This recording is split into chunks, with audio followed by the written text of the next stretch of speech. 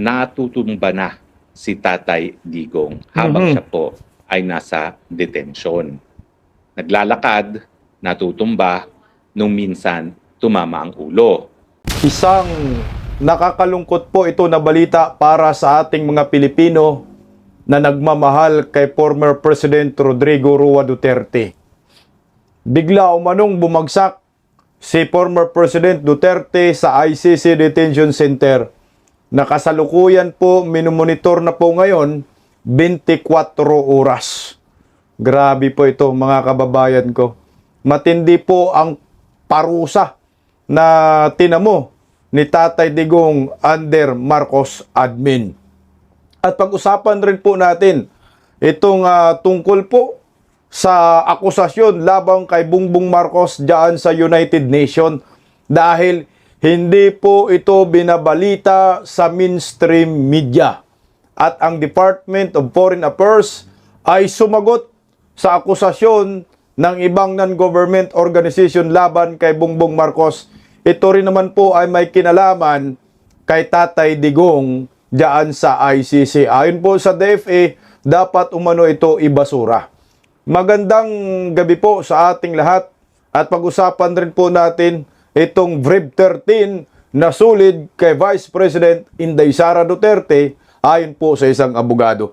Palike po muna, pa-share, pa-subscribe at pakipindot po ang inyong mga notification bell para lagi po kayong updated sa ating mga video. O ito mga kabisdak, wag na po nating patagalin. Nagulantang po ang buong mundo sa balita po ngayon na inilabas po sa mga pahayagan. Ayon po dito sa isang ulat ng SMNI, ito po, ilabas po natin. SMNI na po tayo kumuha ng source. Ito, kinumpirma ng International Criminal Court Registry na mahigpit na binabantayan si dating Pangulong Rodrigo Roa Duterte sa loob ng kanyang selda para sa kanyang kaligtasan at kalusugan.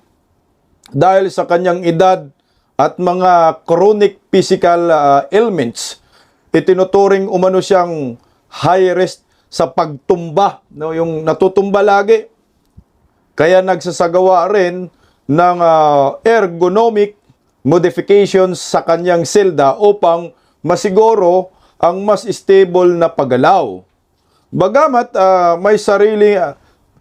may hiling ang depensa na makita ang mga video footage ng kanyang pagkawala ng balanse, inuulat ng registry na walang naitalang pagtumba sa loob ng nakalipas na 30 days. Ayon po sa Registry of Deeds, Mr. Duterte, an elderly detained person with increased fall risk due to age and several chronic physical ailments, gate po ng ICC. Alam niyo po, naawa lang ho tayo dito kay Tatay Digong Dahil yung ganyang edad, 82 anyos, dapat yan ay nalagaan na po ng kanyang mga mahal sa buhay. At dapat na sa Pilipinas po yan Alam mo, masakit po para sa ating mga Pilipino na yung isang dating presidente ay pinapahirapan po sa ibang bansa na wala namang kasalanan sa ibang bansa. At lalong wala pong kaso sa ating bansa, itong si Tatay Digong with Bato de la Rosa. Ang hindi natin maintindihan, bakit po tayo lumuluhod sa International Criminal Court? Kung tunay po na International Criminal Court, itong mga hinayupak na sa ICC, nangangalaga ng human rights, dapat ho, pauwiin na po ninyo ngayon po si Tatay Digong para maagapan naman ho ang kanyang kalusugan. At dito na lang po yan sa Pilipinas. Kung mga may pagdinig, dito na lang po sa Pilipinas kung may kaso man yan. Para man lang yung mga ilang mga araw na nalalabi kay former President Duterte ay makapiling ng kanyang mahal sa buhay at ng kanyang mga anak at ng nating mga Pilipino. Matanda na po yan, 82 anyos. At ito pakinggan po natin si Attorney Harry Roque kasi mas nakakatakot na po yung nangyayari kay Tatay Digong kung dito sa ICC ang sabi na wala naman daw pagtumba, pero ito sinabi po ni Atty. Harry Roque na talagang paulit-ulit na po na natutumba si Tatay Digong kasi nga siyempre wala nang mga lakas yung kanyang mga katawan dyan, mga buto-buto, mahihina na ho talaga. Dito nga sa 60 anyos pa nga, sa 60 anyos pa lang, ang hina-hina na ho eh. Pero ito, pakinggan po natin si Atty. Harry Roque, dagdag po na update patungkol po dyan, narito. Magandang araw po sa inyong lahat ha. Nako, kakalabas lang po ng kumpirmasyon ng International Criminal Court Registry na totoo po natutumba na si Tatay Digong habang siya po ay nasa detention. Naglalakad, natutumba, nung minsan tumama ang ulo. Actually, ako po yung sa tingin ko kauna-unahang nakalaman na natumba si Tatay Digong, tumama ulo, dinala sa ospital, pero hindi binigyan ng abiso ang pamilya. Ang tindi, no? Hindi lang basta tumba ito, baldog po ang tawag dyan. Kasi kung natutumba ka, una ulo, nababaldog ka talaga. Tapos, ang masaklap niyan, hindi pinapaalam ng International Criminal Court yung nangyayari kay Tatay Digong. Kaya dapat itong nasa ICC, pagkakasuhan din po kayo ng crimes against humanity. Itong ginawa ho ninyo kay Tatay Digong, siya po ay akusado pa lang. Hindi pa po napapatunayan na si former President Duterte ay may kasalanan. Mantakin mo nga ho, wala pang hearing pero dinidetend na si Tatay Digong. As in, ganito po, kahayop itong International Criminal Court. Baldog po yan. Ang problema dyan, kung merong namumuong dugo o sabi dinadala daw sa ospital, hindi rin naman pinaalam sa kay Vice President Inday Sara, di ba? Nakauwi na ba si Inday? Ang pamilya niya araw-araw nandyan eh. Wala bang binigay na impormasyon? Anak ng kamote. Tuloy oh. Ang hindi ko maintindihan, bakit hindi naman nawawalan ng bisita si Tatay Digong na kanyang mga pamilya, and yet, nangyayari itong mga pagtutumba, tumatama ulo, hindi pinagbibigay alam kay Tatay sa pamilya, no? Now, ang nagsabi po sa akin diyan na isa nagtatrabaho sa loob, no? At medyo nahiya nga siya o natakot na sabihin sa akin na baka naman hindi alam nila VP na nahulog nung minsan si Tatay Digong, tumama ang ulo, dinala sa ospital. At yun nga yung napabalita na linabas siya dinala sa ospital. Pero hindi nga nila isinasa publiko na ang dahilan ay tumatama ang ulo sa sahig.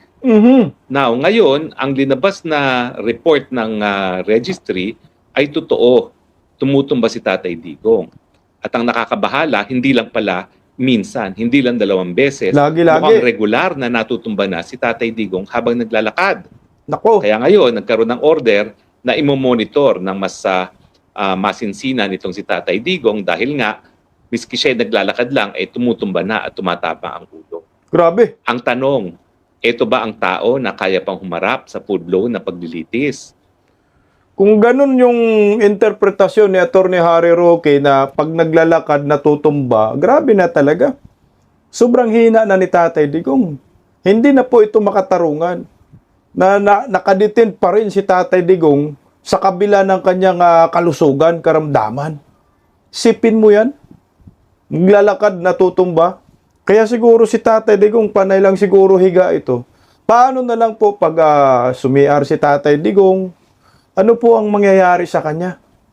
Ano yun, pag natutumba, gagapang na lang si Tatay Digong, papuntang CR, kawawa naman po itong matandang ito. Na ang ginawa lang naman ho ay para sa bayan, no? Alam mo, nakakagalit, no? Nakakainis. Itong nangyayari ngayon kay Tatay Digong, ano ba ho ano bang puso meron itong si Bongbong Marcos? Puso ng markademonyo? Papunta rin po kayo dyan, Bong, sa totoo lang. There will be a day of reckoning. Grabe ha. Pagkatapos magsakripisyo ni former President Duterte sa atin, kinalaban lahat ng mga durugista, mga kriminal, ito yung sukli natin. Hindi po ito makatarungan. Dapat may managot po dito pagdating ng panahon. Sa ngayon, wala pa. Pero there will be a time, there will be a day of reckoning. Managot ang dapat na managot.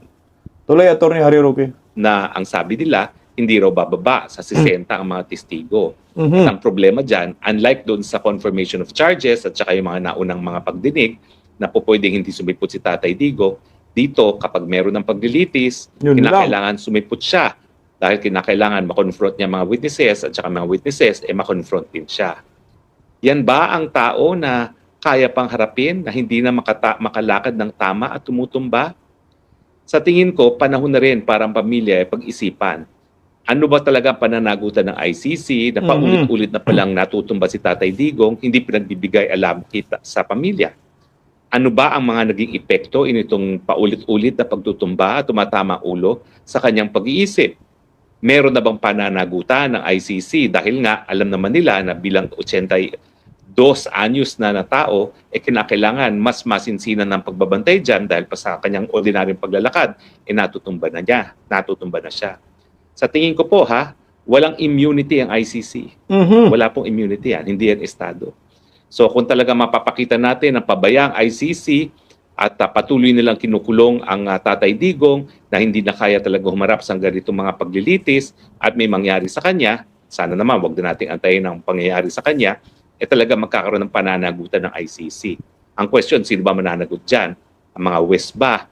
Ang mga registry ba? Ang mga bansa ba na merong mga miyembro ng ICC? Well, wag natin kakalimutan, bagamat hindi pa natin sigurado kung ano mangyayari sa ganyang litigation, sana nga hindi na umabot na tayo magdidemanda dahil meron ng abirya na nanggaling kay Tatay Digong. Ngayon pa lang, sana masusi ng pag-aralan ng bagong trial chamber kung kaya pa ni Tatay Digong na humarap sa mga paglilitis na ito. Ako naman, hindi ako dalubhasa, pero kung naglalakad ka lang, paulit-ulit ka nang natutumba, ibig sabihin, wala ka na talagang kakayahan para harapin ang ganyang paglilitis. Ang hahanapin ng korte dyan is kung kaya pa ba ni Tatay Digong unang-una na physically humarap dyan sa paglilitis na yan. Pangalawa, yung kanyang estado ng pag-iisip. Kung kaya pa ba niyang magbigay ng instructions sa kanyang mga abogado kung ano magiging depensa niya. Ang problema, bago pa man madala si Tatay Digong sa Pilipinas pa lang, ako'y palaging tinatawagan at paulit-ulit ang kanyang sinasabi. No? So yan po ay palatandaan na meron ng Alzheimer's.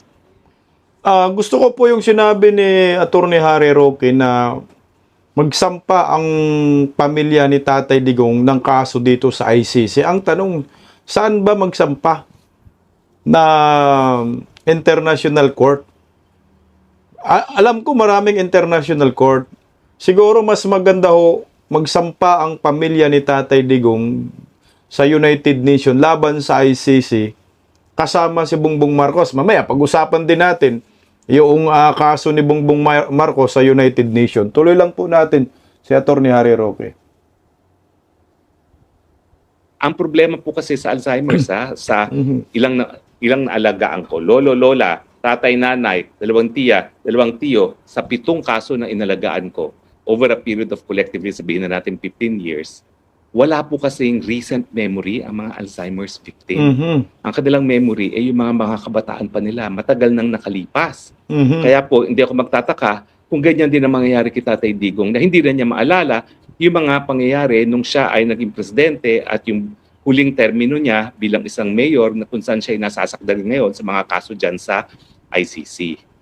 So sa tingin ko, kung talaga magkakaroon ng masusing pag-aaral ang dalubhasa, magkakaroon talaga sila ng konklusyon na hindi na kaya ni Tatay Digong na humarap sa paglilitis, dapat na siyang pauwiin doon sa Davao kung saan siya ay mananatili at mabubuhay ng mapayapa hanggang siya ay tawagin ng ating Panginoon. Siguro naman po, dahil ang ICC ay nagsasabi na sila ay nagbibigay ng katarungan, ikukonsidera nila yung pag-iisip at pangangatawan ng tao bago talaga payagan na humarap sa full-blown na paglilitis. Ulitin ko po hindi ko naman sinasabi na medyo yung mga biktima. Kung sa tingin nila ay talagang kinakailangan nila ng hukuman, dyan po sila sa Pilipinas magdemanda. Ang pagkakaiba po niya, pag dinimanda nila si Tatay Digong sa Pilipinas, at least dyan lang sa Davao RTC siya po pwedeng madimanda. Diba? O ililipat na lang ng hukuman ng Supreme Court ang venue dyan sa Davao City nang siya ay nandun mismo sa bahay niya at hindi nakakulong sa isang malayong lugar sa isang dayuhang bayan. Hindi naman po siguro masama yun. Dahil ang sinasabi naman natin, ang mga lokal na hukuman ay bukas at kaya magbigay ng katarungan gaya ng binigay na katarungan dun sa pamilya ni Kian de Los Angeles.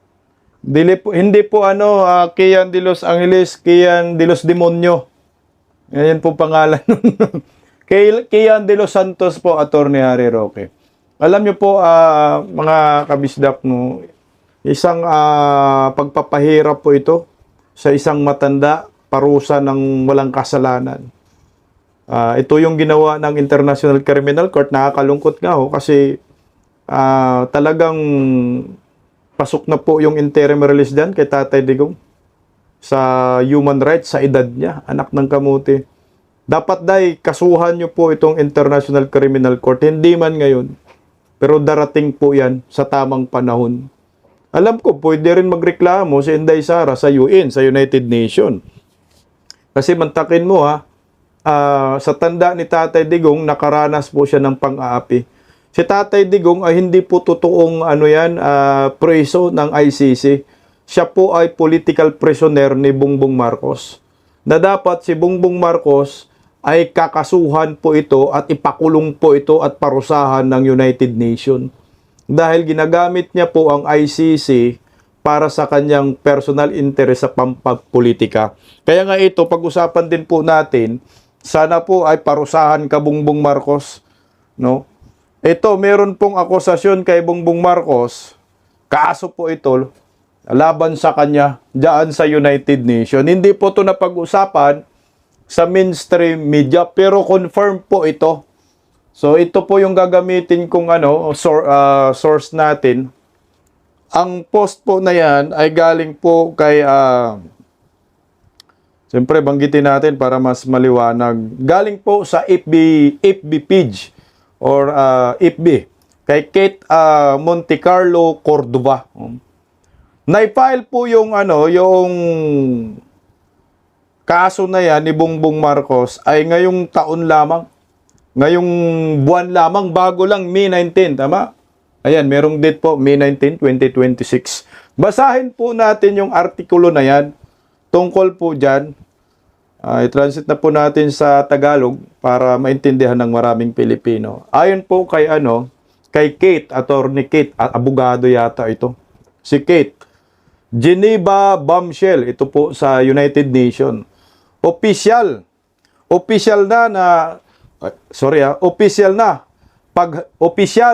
na paghahain sa United Nations. Naglabas ng matitinding aligasyon ng corruption laban sa administrasyon ni Marcos. Mayo 19, Geneva. Isang dokumentong isinumiti sa United Nations ang biglang nagpabago sa takbo ng laro sa Maynila at yumanig sa larangan ng politika. Isang 4 na pahinang written statement na opisyal na naka-archive bilang document. May nakalagay A/HR Human Rights Council /62/non-government organization /31. Ang formal na isinumiti at ipinakalat ng maaga sa United Nations Human Rights Council bago ang nalalapit nitong ika-62 session sa Geneva. Ngayong Hunyo 15 hanggang Hulyo 10, 2026. Ang dokumento ay inihain ng International Career Support Association or ICSA, isang organisasyong may espesyal na consultative status sa UN Economic and Social Council. Teka lang. Hindi ito ang unang beses na inilapit ng ICSA ang kaso ni Duterte sa Geneva at tinawag ang kanyang pagkadetini bilang political persecution o pampolitikang pag-uusig. Ngayon, iniiskala na ng grupo ang laban. Ang dokumento ay naghagis ng matitinding aligasyon sa permanenteng talaan ng pandaigdigang diplomasiya, pampolitikang motibo at panloob na digmaan. Ito po yung nakalagay. Sinasabi ng dokumento na ang pag-aresto kay Duterte at ang sumusunod nitong 14 months na pagkadetini ay hindi gawa ng hustisya kundi isang totalitarian political purge na umano'y isinasagawa ng administrasyon ni Pangulong Ferdinand Marcos Jr. Ayon dito, pangunahing layunin umano nito na pahinain o alisin ang impluwensyang pampolitika ng pamilyang Duterte bago ang halalang pampanguluhan ng Pilipinas sa 2028. Ito po yung mga aligasyon ng korupsyon sa institusyon. Inakusahan ng dokumento ang Administrasyong Marcos ng malawakang korupsyon o pangpunduhan ang operasyong pampolitika. Kabilang sa mga aligasyon sa dokumento ang mga sumusunod. Sohol para sa impeachment. Tahasang sinasabi sa dokumento na inalok umano ng 20 milyong piso ang mga miyembro ng House of Representatives upang bumoto pabor sa impeachment ni Vice Presidente Sara Duterte. Totoo ho yun. Pangalawa, pagnanakaw sa pundo ng bayan. Inaakusahang bilyong-bilyong piso umano ang nailihis mula sa mga flood control projects o ghost projects, pambansang serbisyong pangkalusugan at social security system upang punduhan ang pampolitikang pamimilit. Pagbibinta ng gold reserve, nakasaad din sa dokumento na mabilis umanong ibininta na ng Bangko Sentral ng Pilipinas ang halos 25 tonelada na gold reserve ng bansa upang makalikom ng pirang hindi matuntun. Mga paglabag sa pandaigdigang batas at Rome Statute. Iginiit ng dokumento na nilabag umano ng ICC ang ilang pangunahing prinsipyong legal.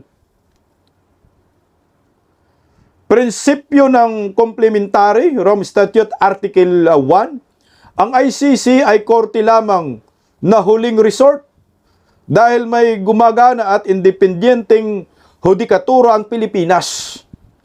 Ang pag-iwas dito ay paglabag umano sa prinsipyo ng complementarity, ang mismong pundasyong legal ng ICC.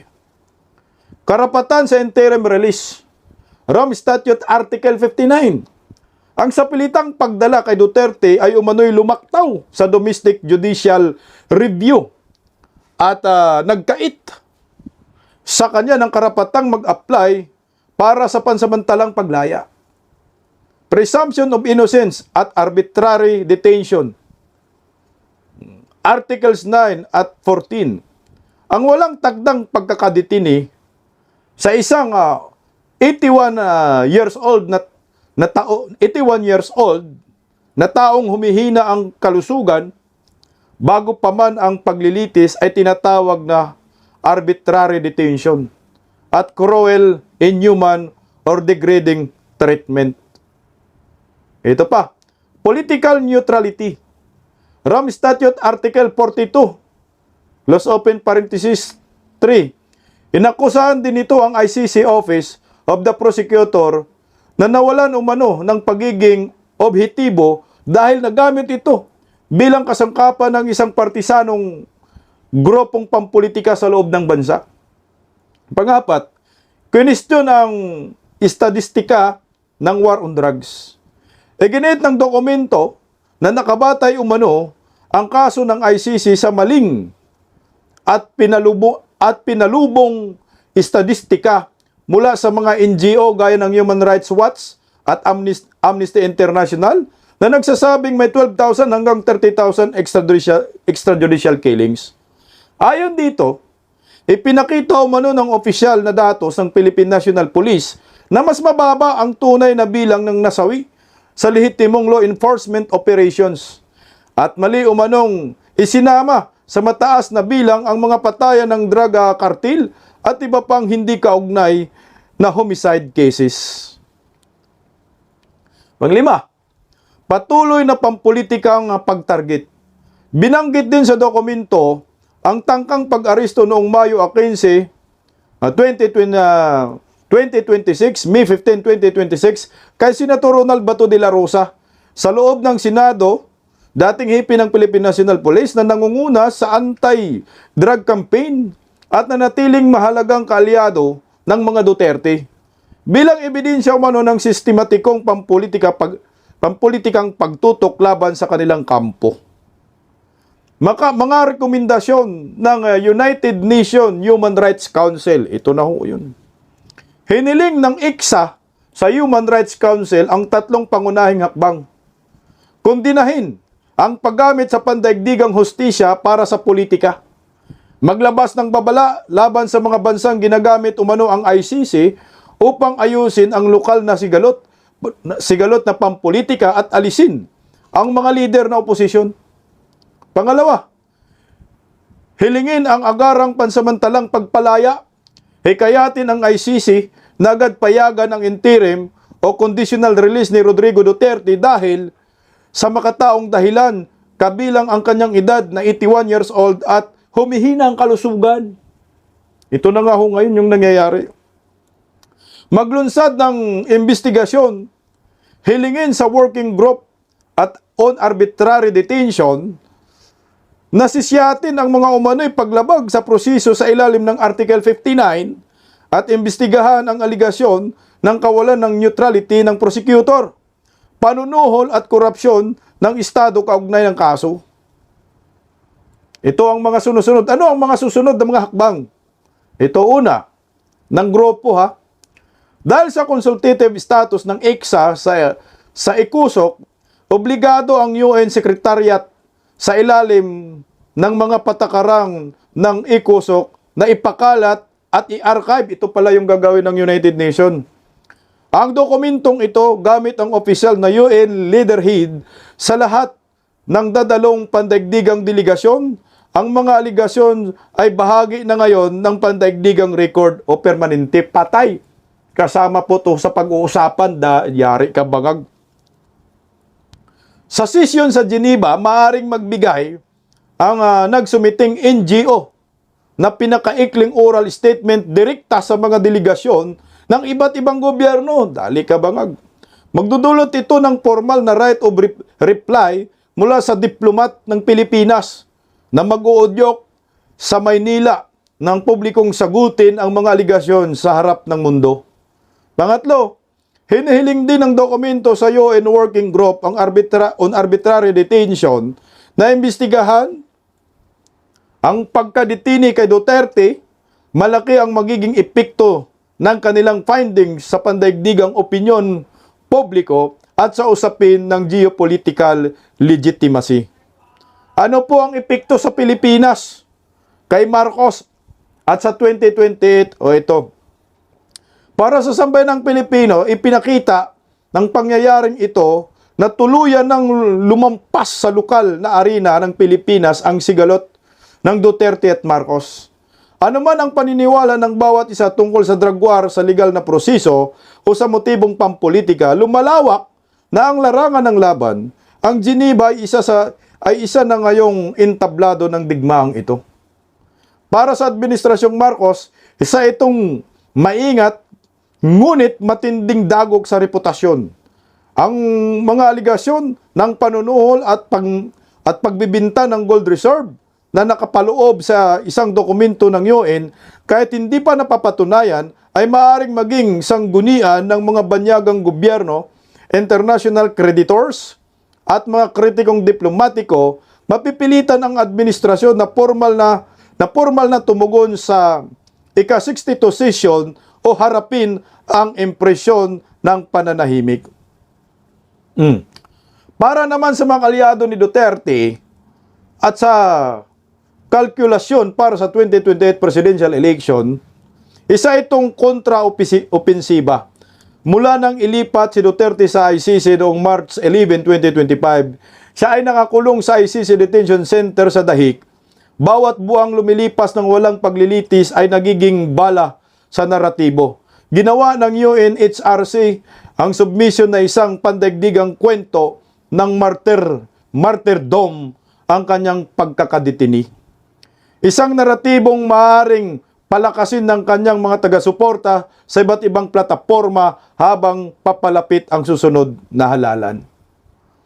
Para sa international community, mayroon ng permanenteng record na nag-uugnay sa ilang opisyal ng gobyerno ng Pilipinas sa mga aligasyon sa korupsyon sa institusyon, pagbibinta ng gold reserves at paggamit umano sa International Tribunal bilang kasangkapan.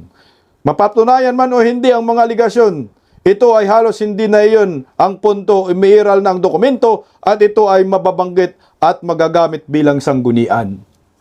Agad naman po sumagot dyan ang Department of Foreign Affairs pero wala pong opisyal na statement itong Palacio de Polvoron. Pero wala na, putsaki na, didinggi na po yan sa United Nations, makabangag. Ayan po ayan. DFA as on rights body to dismiss claims versus Marcos. O ito, para mas detalyado, ang ating, ito po yung sagot ng United. Mga bataan ni Bangag. Saan ba yan? Kailang ito. Department of Foreign Affairs sa UN na paratang na ginagamit ni PBBM ang ICC labang kay Duterte. Ibabasura daw. Ayon po sa ayon po sa Department of Foreign Affairs. Hiniling ng Department of Foreign Affairs sa mga human rights offices ng United Nations na ibasura ang mga aligasyong inihain ng isang international non-government organization laban sa administrasyon ni Pangulong Ferdinand Bongbong Marcos Jr. Ayon sa DFA, baseless umano ang mga claim ng International Career Support Association or ECSA na ginagamit umano ng Marcos administrasyon ang International Criminal Court laban kay dating Pangulong Duterte upang pahinain ang posibilidad ng pagbabalik ng kanilang pamilya sa 2028 elections. Kabilang dito umano sa mga aligasyon ng ECSA ang bribery at iba pang financial anomalies na isunumiti nito sa United Nations Human Rights Council at Office of the High Commissioner for Human Rights. Yan ang sabi, this is not first time the International Career Support Association has brought these baseless claims before the United Nations ayon po sa Department of Foreign Affairs. Anong walang basihan? Putangin na, ang daming video, ma'am. Diba, DFA? Ang daming mga ebidensya. Alam na po ng sambayan ng Pilipino yan sa buong mundo. Sasabihin ninyo, baseless. Ito naman po ang sagot. Ayan yung lodi natin po. Buti pa yung Hapon. Yung bansang Japan, agresibo po sa pagtulong kay Tatay Digong. Ito po yung post ni Sean Ferguson Pojiki.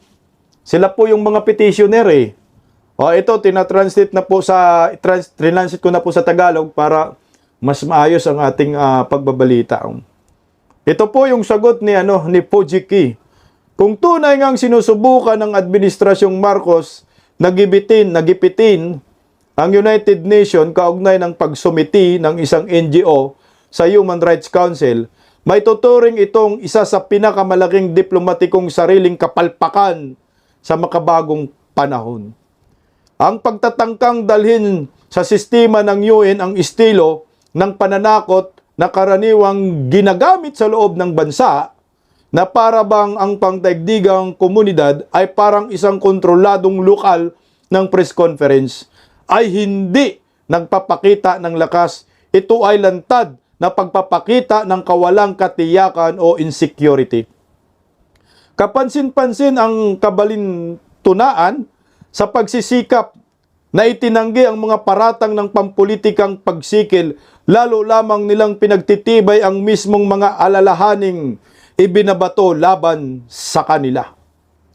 At ngayon, malinaw na itong nakikita ng mundo, isang gobyernong labis na hindi komportable sa kritisismo kaya't nais patahimikin hindi lamang ang sarili nitong mamamayan at media, kundi maging ang mga tinig ng mga dayuhan na gumagamit ng kanilang kalayaan at pagpapahayag sa mga pandaigdigang demokratikong forum.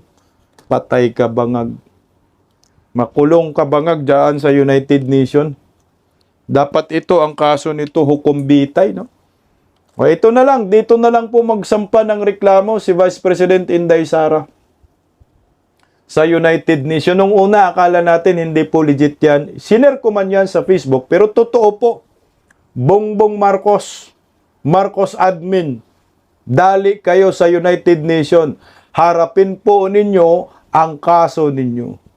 Alam niyo po mga kababayan ko, itong kawalang hiyaan ng gobyernong Marcos. Sa mga Pilipino, hindi lang sa mga Duterte, there will be a day of reckoning. At walang iba po na makakatulong dyan, kundi si Vice President Inday Sara Duterte. Na ayon po kay Attorney Respicio, sulit ang Breed 13 para kay Vice President Inday Sara Duterte. At panigurado kayo, Bongbong Marcos ICC, mananagot kayo sa 2028. Panoorin po natin at pakinggan natin ang interview ito. Speaking of impeachment at itong ang mga kaso laban po sa mga senador, kinakasuhan po sila. Sa tingin po ay magiging hindi po matitibag ang bagong majority po ngayon dyan sa Senado, sa pangunguna nga ni Senator Alan Peter Cayetano at ng ilan pa. Kasi ngayon, bukod kay Senador Bato de la Rosa, kay Senator Bongo na may mga usap-usapan nga, yung nabanggit natin kanina, meron ding ibang senador na may mga kinakaharap na kaso tulad ni Senator Jinggoy Estrada, itong si Senator Chis Escudero, ito pang si Senator Joe Villanueva, at meron pang yung dalawang bilyar na senador. Ano ho sa tingin nyo ang possible na mangyayari? Magiging solid pa rin ba yung boto ng majority or magiging mas marami po o magkakaroon po ng maraming boto sa conviction or acquittal dito sa impeachment case ni VP Sara Duterte? Solid pa rin yan. Ang ganda ng majority. Yun nga maganda sa ating democratic country ngayon eh. At sa ating freedom of speech. Tignan ninyo, ang daming bumaliktad na senator at pumahanig sila sa taong bayan. Imagine nyo na lang kung tumahimik tayo at patuloy tayong pre-persecute at yung narrative na lang nila ang gumana sa public media. So, ibig sabihin, hindi natin makukumbinsi yung mga senador na pumanig sa tama. Hindi nila maririnig yung totoong boses ng taong bayan. Itong mga senador na ito, may obligasyon sa publiko ito, may obligasyon sa taong bayan dahil Republican government tayo, sila ang representative ng public. Kaya kung ano ang boses ng public, yun dapat ang sundin nila. Buti na lang, nag-ingay tayo, lumaban tayo, narinig nila ang boses ng publiko at yun yung in-espouse nila. Kaya sila na yung majority na ngayon at kampi natin sila ngayon sa majority. For as long as para di tayo nag-iingay, para di tayo lumalaban, para di natin ina-articulate ng maayos na tayo ay nasa panig ng tama, sila ay papanig sa atin, ang majority, dahil ang taong bayan ay parating nasa tama. Ngayon, iniipit nila yung ating mga kakampi doon. Sila Bato, sila Go, at yung mga kaso na isasampa. Pero tandaan natin, yung pagboto ng pag-convict ay absolute 2/3. So, ibig sabihin, kahit mag-absent o nakakulong pa man din, nakakulong yung mga members niyan o nasa Hague yung mga members niyan o nasa bundok yung mga members niyan or absent sila, kailangan mo ng 16 na boto para ma-convict sa impeachment si VP Sara Duterte. So, kahit absent sila, kung di nila kayang kunin yung 16, panalo tayo dyan. Tsaka ang boring-boring na yan pagdating sa impeachment trial kasi yun nga ang mali nila eh. Kung titingnan natin, parang blessing in disguise na nagkaroon sila ng mini trial doon sa Commission on Justice kasi wala nang bago na susunod. Kung baga, naluto na eh. Hindi mo na pwedeng ipainit pa ulit dyan sa Senate kasi natikman na namin yan eh. Correct. Wala pang bago. Nagawa nyo na yung mini trial doon sa Committee on Justice. Gumusga na ang taong bayan. Sinabi na namin na hindi naman sapat yan para mapanagot si VP Sara Duterte at matanggal siya or mapigilan siyang tumakbo bilang presidente ng Pilipinas sa 2028. Huwag niyo nang ulitin.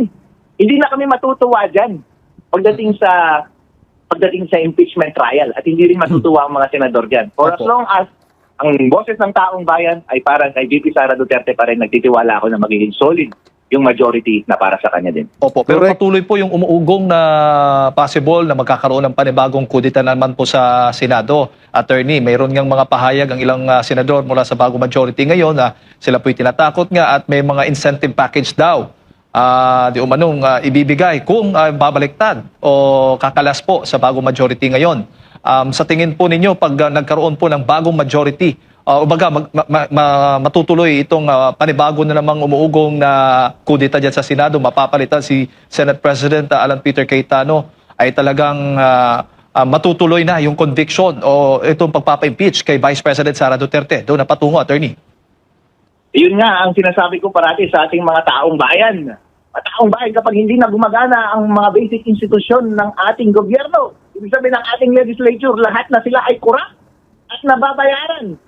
At binaviolate na nila ang ating foundational principle na tinatawag na democracy. Ang ating karapatan na piliin ang susunod na mamumuno sa atin sa 2028. Gumagana pa rin ba ang ating konstitusyon? Gumagana pa rin ba ang ating gobyerno? At kung sagot nyo ay hindi na gumagana ito, ano ang solusyon? Yun!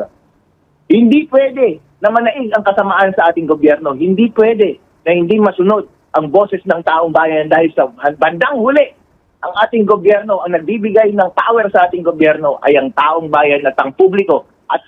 At kapag ang kanilang gusto ay hindi nasunod, at ang nasunod ay ang sariling interes lamang ng mga nakaupo sa Senate, at inuna nila ang kanilang bulsa, at inuna nila ang kanilang sariling kalayaan o sariling pang-interes o nagpatakot sila, ay wala silang karapatan na umupo doon.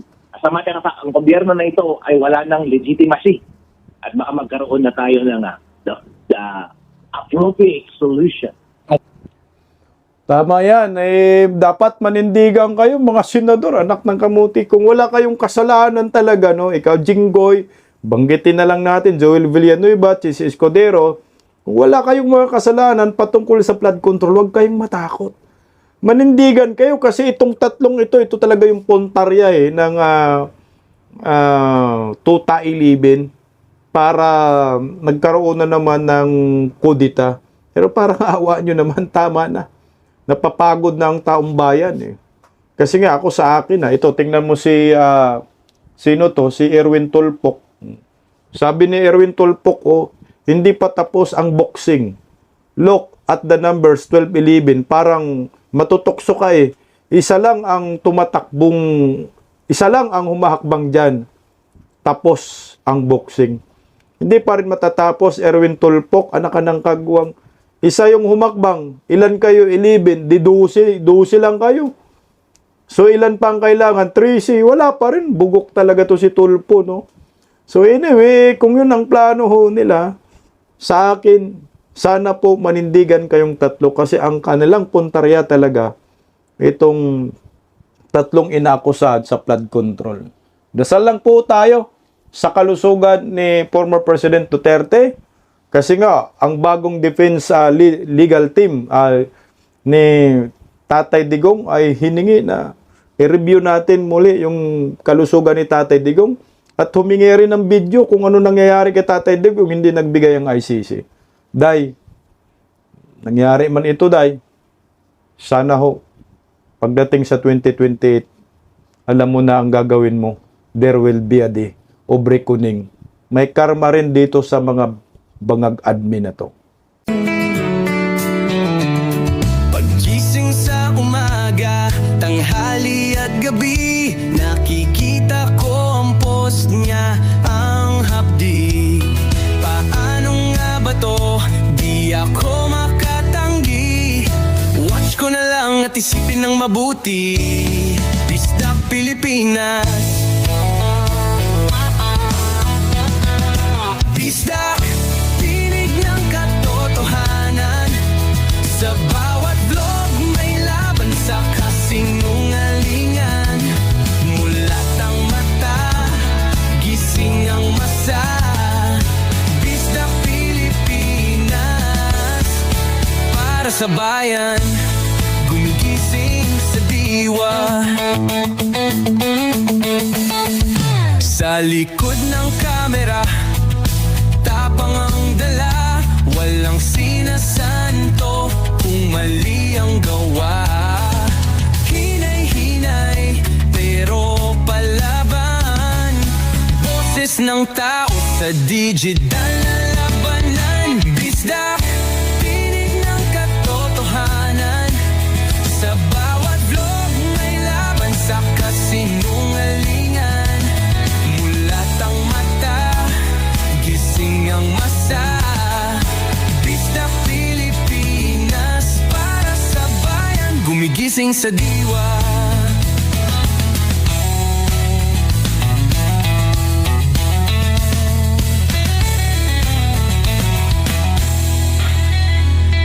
Hindi artista, hindi politiko, pero ang katotohanan, sigaw niya ay buo.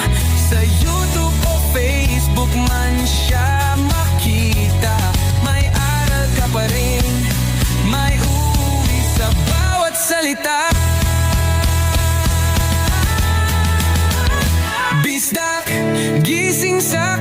katotohanan. Di lang kwento, kundi panawagan. Sa bawat Pilipinong naghahanap ng liwanag. Pista Pilipinas, kasama sa pagbangon ng bayan. Pista Pilipinas, boses ng masa, gising ang diwa. Sa vlog mo, may pag-asa.